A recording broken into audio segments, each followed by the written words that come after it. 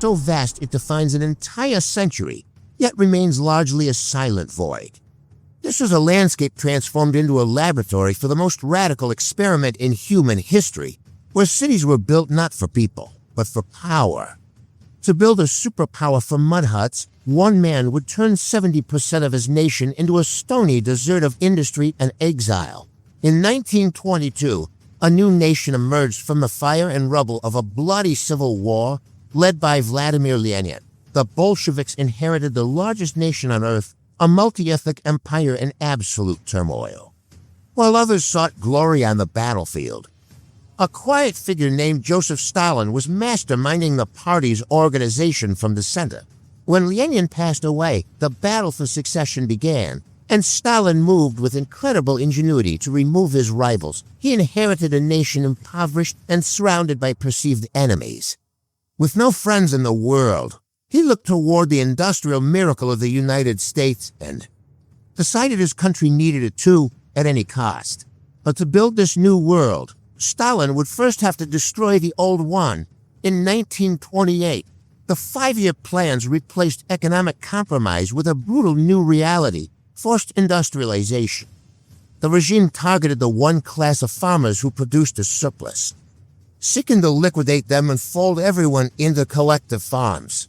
The result was a catastrophic collapse. Records from a 1937 census would later reveal that roughly 12 million people were missing.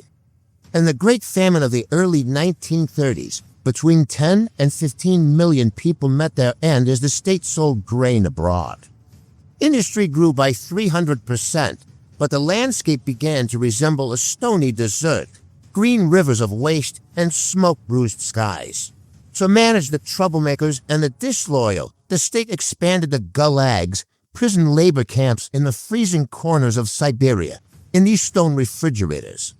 Millions were forced into arduous labor in primitive conditions where many met their end. Even the original Bolshevik revolutionaries were not safe. Over half of the top leadership simply vanished. In the Great Terror, by 1941, the USSR was a gargantuan power, but Hitler believed it was a hollow shell waiting to be crushed. Adolf Hitler launched a massive military invasion, but he made a fatal mistake regarding Russian geography, in a feat described as a miracle. Heavy industry was dismantled, moved behind the Ural Mountains, and up and running within months. This motivated society produced machinery that turned the tide of the greatest war in history. After the victory, the Soviet Union emerged as a new global superpower. Matching the might of the old Russian Empire, they were the first to launch a satellite and the first to put a man in space, appearing as a genuine competitor to the United States. But the stupendous cost of maintaining this empire was cracking the economy. A period of stagnation turned progress into a slow halt. In 1986, the Chernobyl disaster exposed the limits of state secrecy, proving that the old system was dangerously fragile. Under Mikhail Gorbachev, the 15 republics finally pushed for freedom.